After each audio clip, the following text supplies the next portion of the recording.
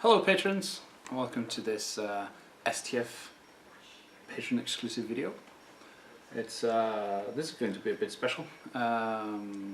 It's going to start a Relicblade campaign, and we thought we'd show you guys how we go about making the warbands and the campaign rules for Relicblade before we just jump into the action with regular battle reports.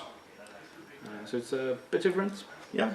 So give us some feedback on the format. Maybe we could do something like that for future Frostgrave warbands or other warband building games. Yeah, maybe do army building stuff like Yep.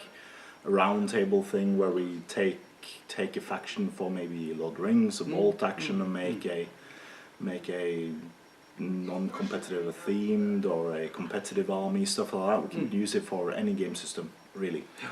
So and hopefully in just a few weeks maybe we have a round table ourselves. We can do stuff there. Absolutely. So we're at Outland, the FLGS, Friendly Local Gaming Store. So it's a bit people are starting to get home from work and get off school, so people are starting to come in to play some games. Hopefully it's be quite enough.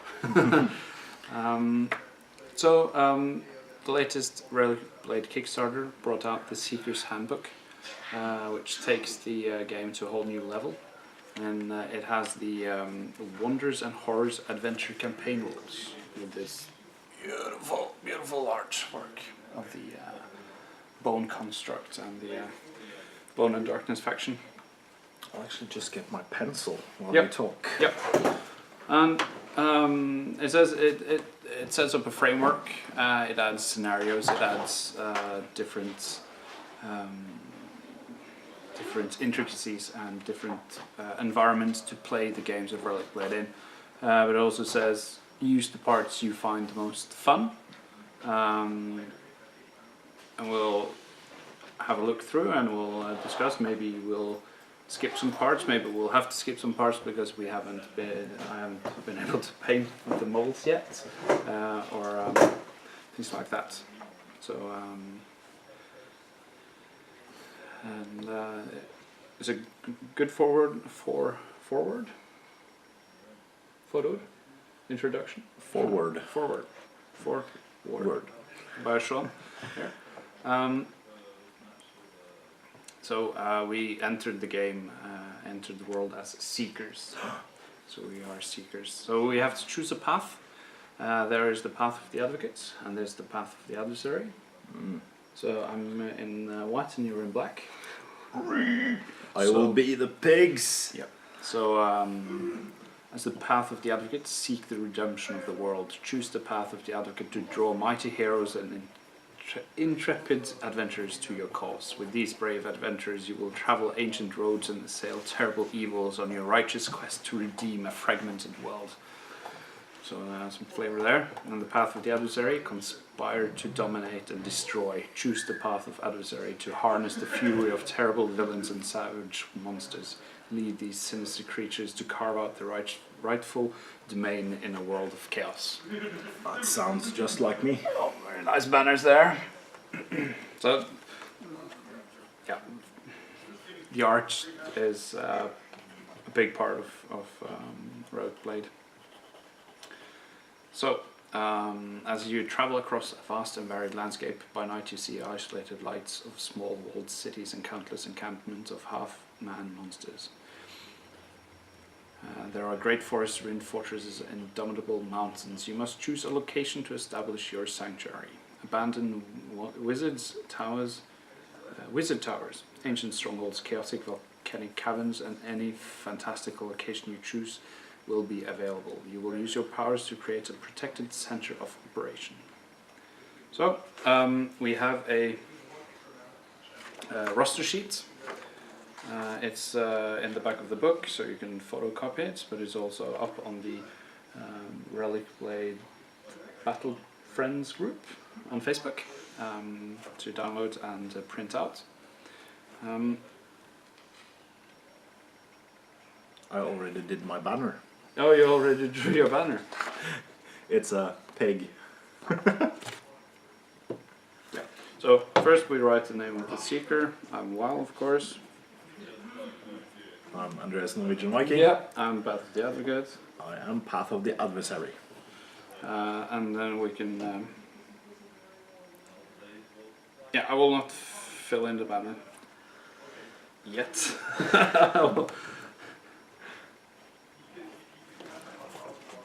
I will do this as a placeholder to counter Andreas's. Did you do? Smiley face. So, influence and gold. Influence is a mystical resource through which you interact with the world of Relicblade. You will use your influence to gather followers to your banner, create opportunities for your followers to learn new abilities, and even alter reality through fate weaving. As your followers earn renown, you will gain influence. When you exert your powers, you will expend it. So, your power to influence the world is limited by a path alignment. You will be able to intercede on behalf of your followers to increase their fortune, but there is a greater world to interact with. In order to have dealings with traders, merchants, and mercenaries, you will use gold, the universal currency. Of course. In general, characters cost influence, and upgrades cost gold. So you can buy health potions for gold, and you can recruit soldiers for influence. On the Relicblade cards, a point cost in a circle represents influence cost, while a point cost in a square represents its price in gold. Aha. So, would you have some items? Yep. Yep.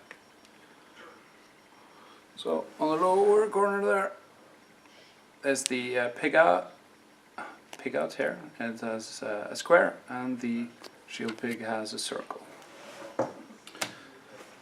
So all the details. It's and this was before before this. That was the first release. So you had some foresight, having different markings on items and abilities. Yep. Good. So before your first adventure, you will need to gather heroes to your cause. We should probably have brought all the cards here so we could could see, but we may have to take a break. There are two types of followers. Adventurers are fighters, rogues, and wizards who will actively participate in adventures. Specialists are non-combat characters that work from your base to support your adventures.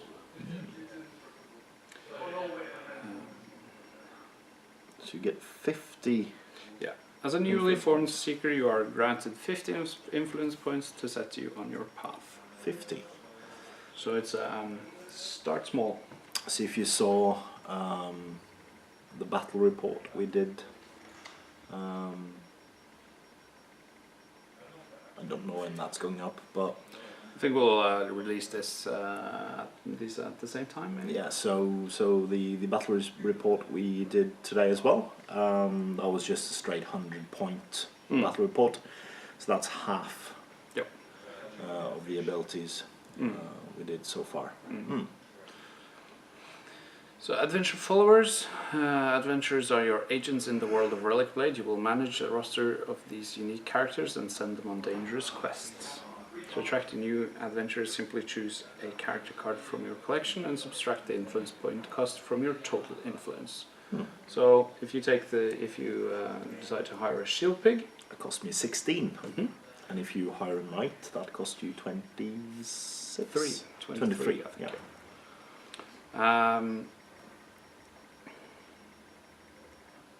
Yeah, and then you just write the name. Let's say, who's our $20 patron? We can take either a Marius or Per. So Marius is the knight. Marius the knight, yeah. So we have Per the pig is my leader.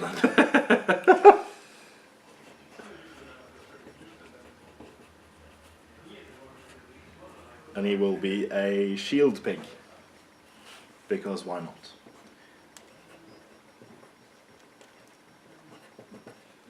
So Marius, the questing knight. That cost me 16. Yeah, 23. So don't have that many things to... I only get like 3 models and you get like 2. Yep.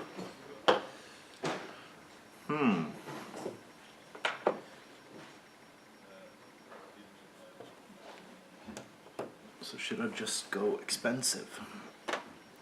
Because I can't use the influence for anything else. Yes, you can. Because you can get specialist followers. Specialist followers. Specialists are your main source for upgrades. You must first gather the required specialists to your encampment to gain access to that type of upgrade. There are 4 types of specialists available. The smith can forge weapons, the scribe can write spells, the chemist can distill potions, and the artisan can craft items. Learning tactics requires a master at arms, which works differently from other specialists. So it costs 5 points to get a novice, and 10 for a journeyman, and 20 for a master. You can only have 1 specialist of each type. Specialist advanced through 3 skill levels, novice, journeyman and master. Each skill level unlocks new abilities. To advance your specialist to the next skill level, you must pay the required influence points, then adjust your roster sheet accordingly. So you can pay 5 now to get a novice, then you can pay another 5 later. We have to pay 10 later. I think I'll have to pay the full amount. Oh yeah, so you first have to buy a novice, and then you have to buy another 10 to get a journeyman. I think so, yeah. Yeah. Yeah, okay. So and then you have to... I don't know what he does, but I want a novice smith. Yeah, because a smith, a novice, you can gain access to weapon upgrades. Yes, good. And then a journeyman gain access to class-specific weapon upgrades. That's not that big of a deal for you, I'd say, but for me, because I have quite a bit of like the questing knight only, but it's specific weapon upgrades. So I don't really have that many weapon upgrades, but I have skills. So a master of arms, I think. So a master can create 1 masterwork weapon upgrade. Masterwork weapon upgrade, 1 on melee weapon attacks, reroll damage rolls of 1. So you can reroll damage of 1. That's quite nice with a masterwork weapon. But I can now get like cards to buy stuff. Yeah, you can get weapon upgrades. Yeah. So that is the. So this is a tactic. Yeah. So the cudgel basically. So the cudgel is a weapon. So that has minus cost. So you can then spend 5 to get a smith. Yeah, I have. And then you can gain 2 to get a cudgel on one of your things. I don't have any other weapon stuff. But there you can have the sling. Mm. That is for everyone. Let's see. Because if I buy a cudgel, I have 3. I want something that costs 1 point. Yeah. It's in the rare, I think. Then you can have the scribe. Ooh, magic weapons. Yeah. The scribe gives you access to prepared spell upgrades. Novice learned shorthand ability. As the scribe has devised a useful shorthand writing style with your spellcasters. Between each adventure, your scribe may recharge a single use on a spell for free. Master learned the manuscript illumination ability. Between each adventure, choose a single prepared spell. The scribe takes special care to prepare this spell in marvelous detail. The chosen spell is -1 difficulty during the next adventure. So I bought myself a smith, and then I bought for 1 point. I bought the hand axe for my shield pig. So his hand weapon now becomes an axe. So that gives me +4 damage instead of +1. Yeah. I think that's good. Yep. I should put an axe then on a pig for the next. I think we build. I think we have a shield pig with an axe. Oh yeah, we do actually. Yeah. Yeah, that's true. The chemist, a novice, gains access to potion upgrades. Journeyman gains access to class-specific potions and learn the refined distillation ability. And master learns the ingenious compound ability. So there's special there. Artisan, a novice, gains access to item upgrades. So that's the backpack symbols. Journeyman gains access to class-specific items. Oh, that means I have to get the artisan to gain the writ of justice. Master creates one optimized armor upgrade. Reroll defense roll dice of 1. So there's so much cool things.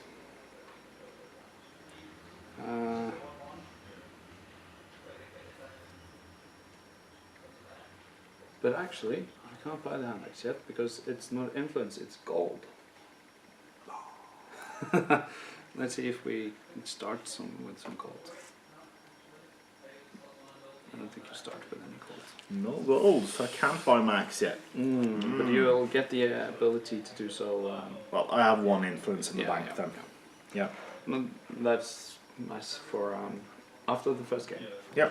Master of Arms, to learn a new tactic, you must learn from a Master at Arms.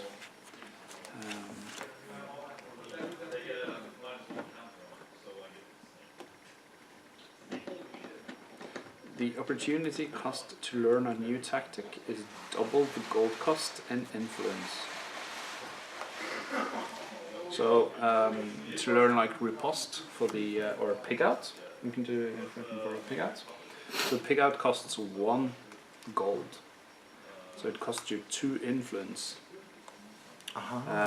You have to pay 1 gold to the Master at Arms for him to learn it, but you also have to pay 2 influence to be actually be able to learn it.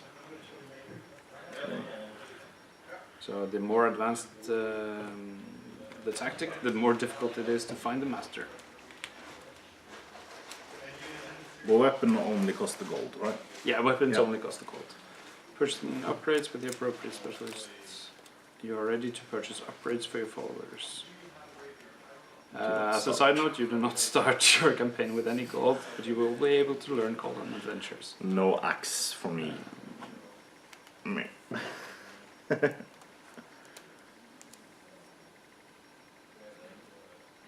Okay, so some upgrade cards have negative points cost. Characters may be given these downgrades regardless of specialists in your base.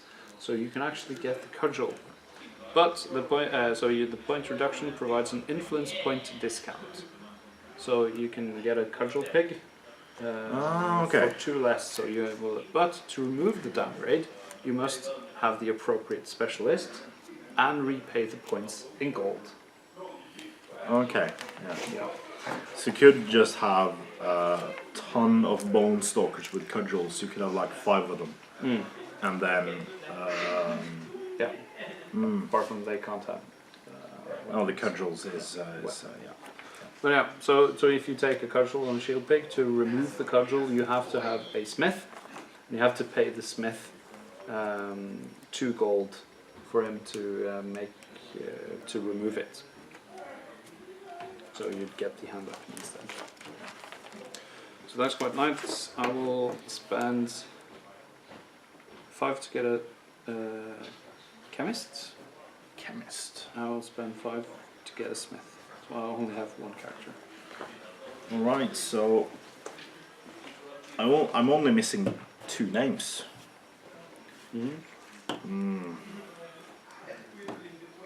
Who should I choose? Who's our newest patron? Snorre. Snorre is our newest patron. I'll take him. Snorre the pig. And who's got one more very new Where's patron? the first one? The first patron. That was me. But don't remember who was the first patron. I'll just show you this cool picture while I eat things. So cool. Very first pick. Where is? I don't think it was first. I can't remember. January was a furious month. We had the annual meeting. We had Norwegian Masters. We had so much going on in January.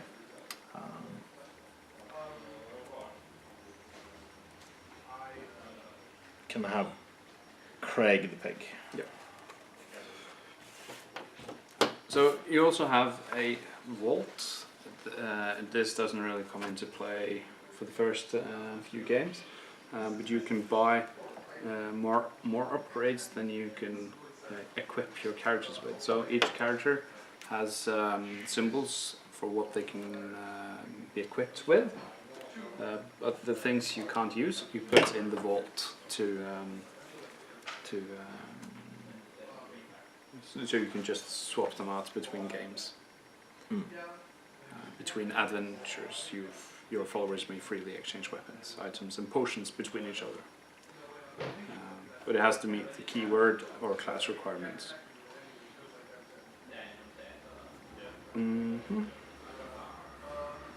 Fate weaving. Influence is a multifaceted resource. At its core, influence represents your direct ability to shape reality within Relicblade. Fate weaving abilities are actions you can use in game to directly affect the outcome of an adventure. Each Fate Weave action can only be performed once per adventure.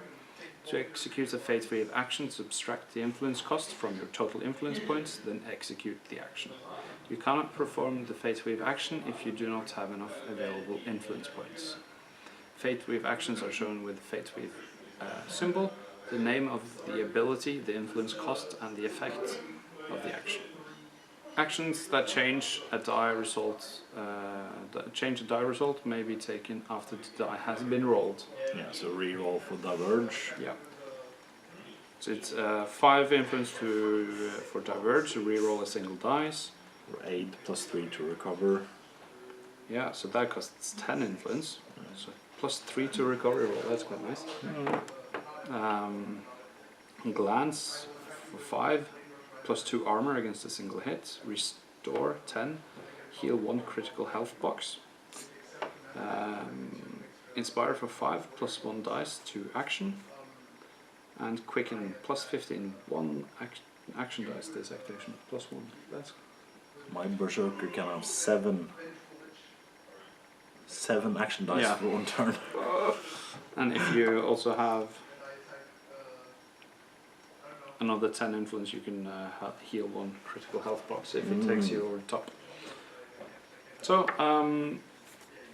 I think that's me, Marius, the questing knight, Yeah. with a chemist and a smith. What? You have 1 model Yes, and I have 17 influence. in the bank. Yes, so I can spend it on Fate Weave actions. So the first game, he dies, and you roll a meter chart, and you roll a 1, and he's dead. Ooh. We'll see. Yeah. Let's see. So, adventures. Adventures are the core of any Relicblade campaign. Each new adventure. So we'll go through this and set up for the first game, and then we'll film the first game in a separate video. Yeah, and you probably can see that next week. Yeah. Yeah. Yeah. Playing an adventure with your war party of Marios, the one questing knights. Assembled and ready for battle, it's time to play a game. You and your opponent choose a scenario, customize the scenario using an environment, and battle your way to glory. Here are the steps to playing an adventure. Set a threat level, choose a scenario, choose an environment, establish the play area by setting up terrain and scenario objectives, roll for initiative, and deploy your forces. Set up any wild monsters, that's new.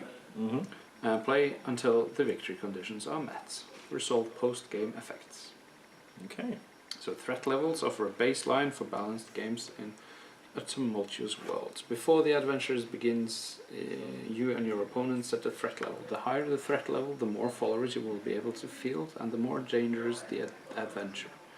Players choose a target point value as the threat level. So I could say I want to play a 23 points game, because I have only one character with cost 23 points. Yeah. We could also say, let's play a 100-point game, but we won't be able to because we don't have that many points. Oh yeah. Okay. So we could say, let's play a 30-point game, and you bring 2 pigs, Oh, okay. and I'll bring my question points. The threat level is the base point cost, not including upgrades, of the characters you send on the adventure. The standard threat level is 100 points, however, players are encouraged to play any threat level they choose. The first game of a new campaign will almost always be set at 50-point threat level. If you're comfortable with the rules and have large enough rosters, higher threat level adventures are awesome. You and your opponent should have fun and experiment. So yeah, 50 points. So because we have the specialists. And Yeah, you're sure you don't want to take away one of your specialists and get another model? No, but I can't because they are 26 points. The cleric and the druid. And then you can have 49 points. But then I want to have the chemist, and so I won't get weapons. Okay. So I'll get the cleric. Yeah. Holy cleric. Holy cleric. Holy cleric. I think that makes up for a more balanced game. Because then we'll have the equal amount of points because I'm one influence in the bank. So I have 1 influence then. I know your dice rolling is very poor, but you don't have to set the game up for disaster. What's the name of the... Vicky? Vicky. Vicky the cleric. The holy cleric. The holy cleric, Vicky. Are you religious, Vicky? It might be a personal question, sorry. Yeah. Treasure marker interactions. Treasure marker is a common objective that can be interacted with using a few basic actions. Grabbing treasure.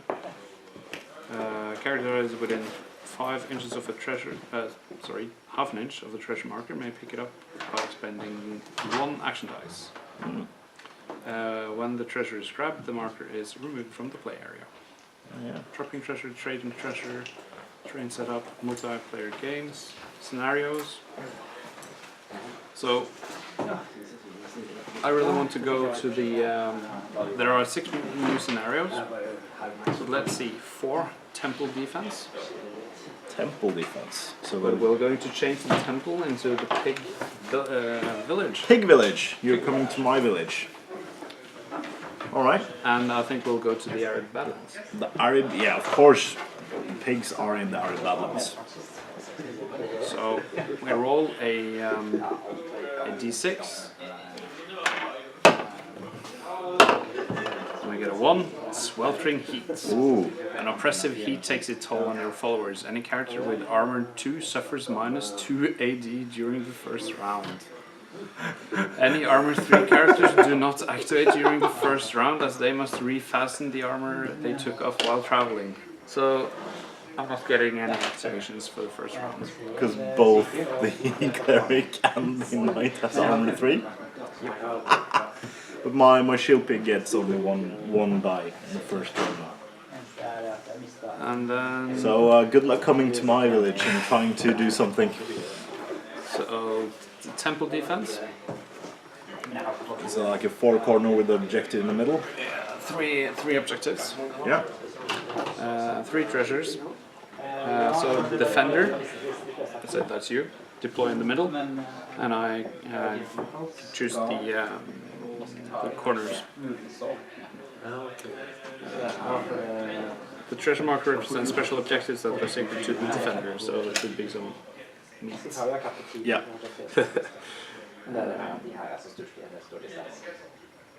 You may choose to replace 1 treasure with a relic. If you choose to do this, the attacker may draw a relic card, and they draw a relic card when they pick up the relic card. If the attacker escapes with a relic, they keep it as a reward. Ooh. Okay. Ooh. So you have to. But can I pick up the relic? No. Yeah. you can, Okay. but you won't be able to keep it. Of course.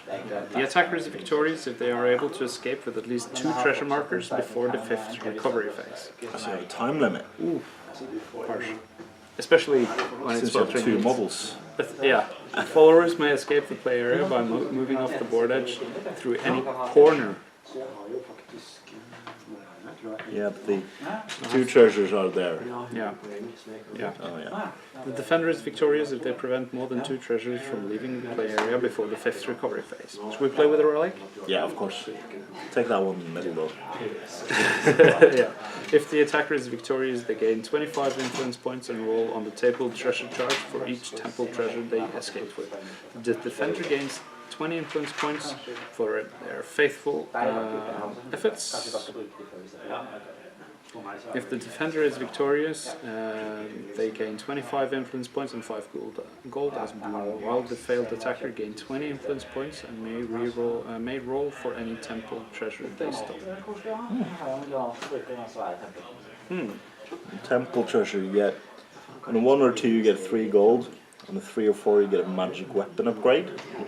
That's a 4-point magic weapon that reduces the difficulty of 1. Yeah.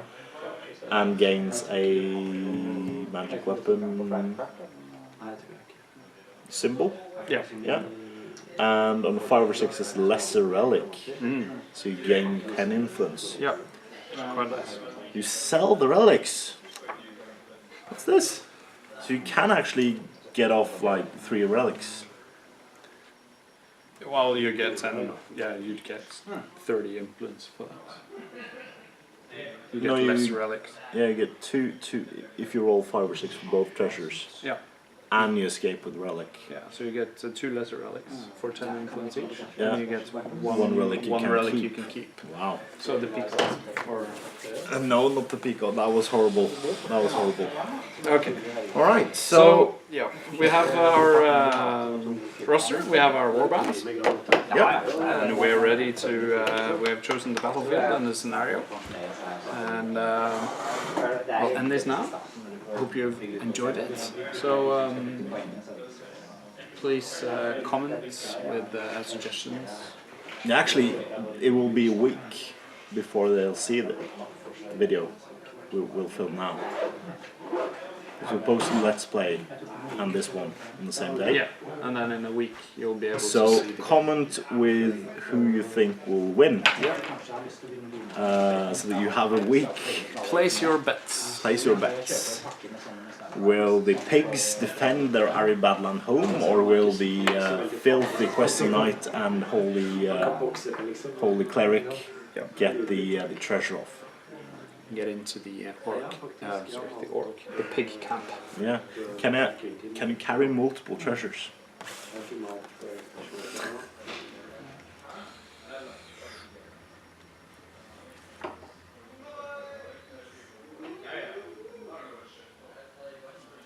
The character when the treasure is grabbed, the marker is removed from the play area. Dropping treasure. When the character died, stable they drop any treasure they carried. Additionally, characters may choose to drop that treasure without expending any action die. You can carry as many as you want. Yeah. Yeah, okay. Cool. So hope you enjoy this different take on our videos, and check back next week for the first ever interaction between the adversarial pigs. Adversarial pigs. The holy. I'd say they're both really holy. The questing knight and the cleric. You should call your some justice. You should call your Justice warband squad. Oh Holy Knight. Oh holy knight.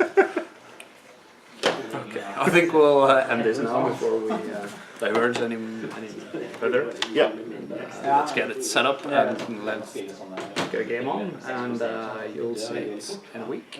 Yeah. I was going to say, please, as always, comment, like, share, and subscribe, but you already do. Thank you very much for your support. It's invaluable for your support. Yeah, it is. So you can still share though. You can share the Patreon campaign. Patreon, yeah, share the Patreon. But our other videos, or And also, if you haven't already liked us on Facebook, you probably have. We should be doing a giveaway on there soon. Yeah, we already have our giveaway Yep. for 750 subscribers now. Yes, we just have to compile a list Yep. of names. Again, thank you for supporting us, and we'll see you next time. Bye bye.